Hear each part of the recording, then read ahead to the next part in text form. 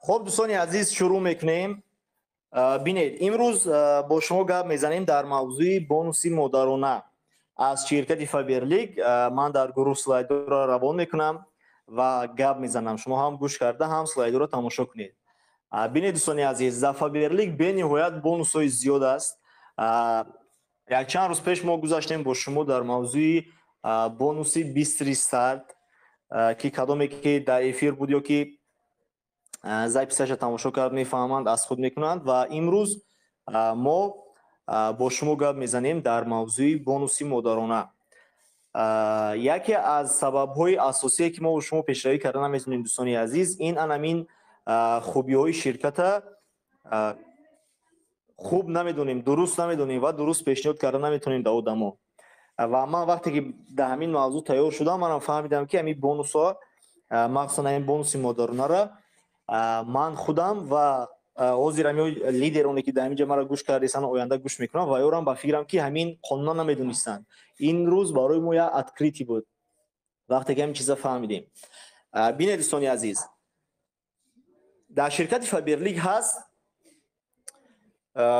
як имконияти олӣ ки барои махсусан модарон онҳо метавонанд ки ҳам бизнесашонро пеш баранд,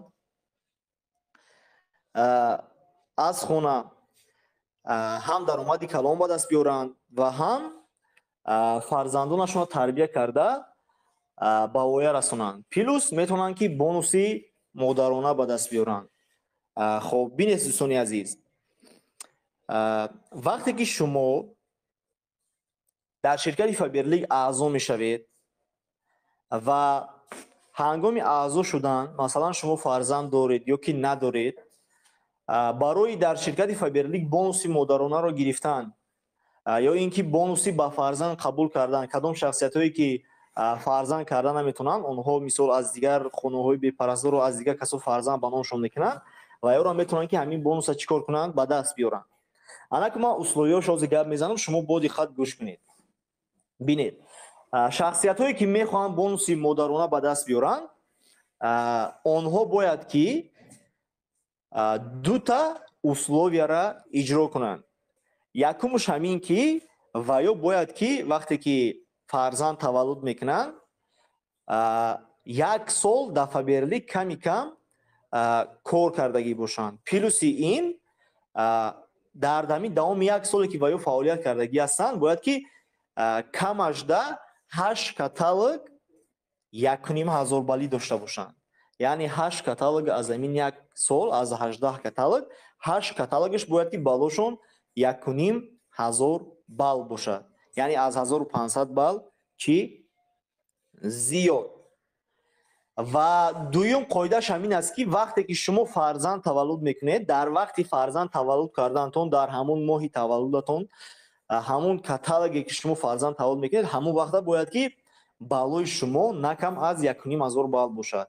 бинед дӯстони азиз, пеш ҳамин хел қонун буд ки 1500 бал не 3000 бал дар кор буд. яъне шумо агар бояд ки директор мешудед, ба бонуса гирифта метавонистед.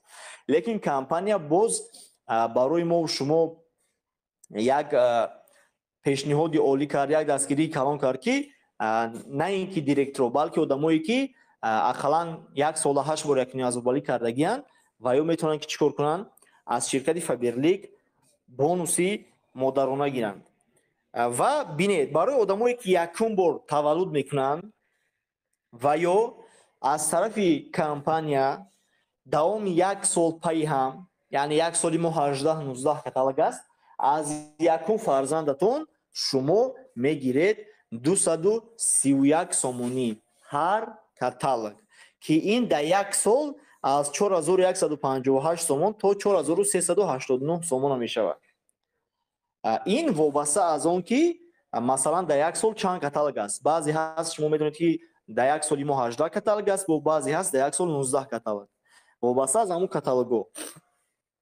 ва агар ки шумо фарзанди дуюм таваллуд кардед, аз фарзанди дуюматон аллакай шумо 231 сомон намегиреду 462 сомон мегиред, ки ин дар як сол аз 8316 сомон сар мешавад то 8778 сомона, یعنی اینا وابسته از کاتالوگو کی مثال در یک کاتالوگ شما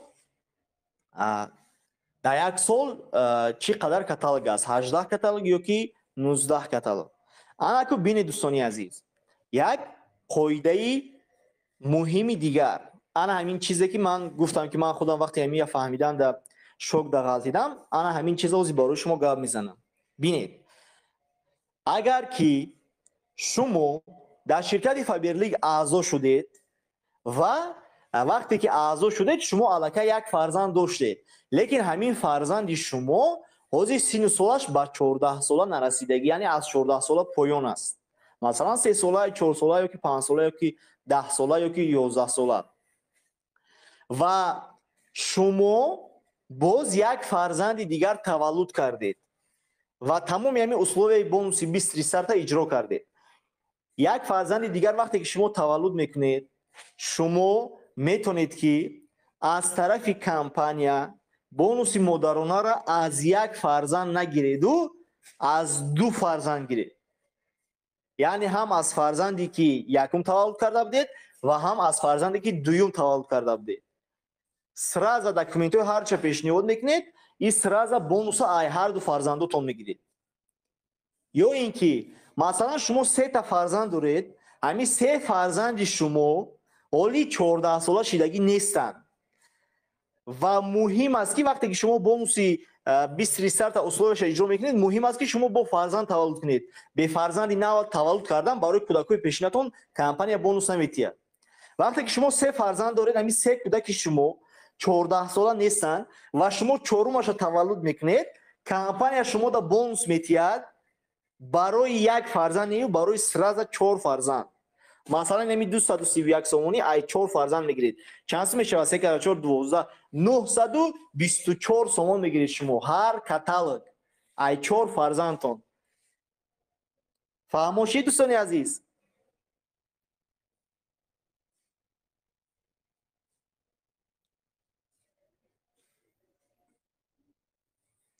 این اصولش همین خیلی است که ما و شما باید که چیکار کنیم؟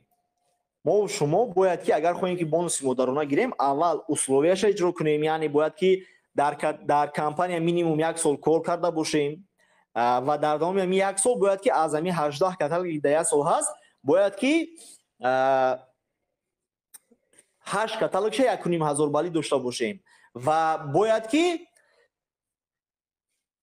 وقتی تولد کردن همون کاتالوگ تولد میکنیم همون کاتالوگ دام باید که بالامون چی باشد 1.5 بال باشد و از یکم فرزندی که شما تولد میکنید بونوس مادرانه میگیرید 231 سومونی هر کاتالوگ 1 سال پدریت که میشود 4158 سوم تا 4389 سوم و از دوم فرزند شما میگیرید 462 سومونی در 1 سال میشود 8316 سوم تا 8778 سوم وابسته از اون که در 1 سال چند کاتالوگ است 18 کاتالوگ است یا که 19 کاتالوگ است. و قانون شا گفته بودم باید گریه گپ میزنم که مثلا اگر شما 3 فرزند داشته باشید و همین فرزندای شما مثلا 14 ساله نباشن از 14 ساله پایان باشن و شما 1 سال چی در فایبرلیگ کار کردین همین 8 کاتالوگ 1.5 بالی کردین باز فرزندی نو تولد میکنین 4 فرزند یعنی تولد میکنین شما میتونین که برای گرفتن بونوس مادرانه از 1 فرزند نه سراز از 4 فرزند چیکار کنین داکومنتاشون پیشنهاد کنین شهادتنامه‌شون از کمپانی سراز از 4 فرزند یک بار بونوسی مادرانه گیرید. مثال اگر مادرانه که بونوسی مادرانه یک بار گرفتگیان از فرزند یکمشون مثلا و دوم فرزند تولد میشود و یا میخوان که مثلا بونوسی مادرانه گیرند از 2 فرزند و یا نمیشود برای که یا یک بار گرفتگیان یا که مادرانه که مثلا یک فرزند تولد میکنن فرزندی یکمگیشون از 14 ساله بالا باشد و فرزندی که از 14 ساله بالا است از وای فرزند شما بونوسی مادرانه گرفتن نمیتونید. لیکن تمام کودکاتون که همین 14 ساله پایان باشد و شما وقتی که کودک نو تولد میکنید میتونید که داکومنت های همش در کمپانی پیشنهاد کنید چیکار کنید بونوس مادرانه گیرید از همه فرزنداتون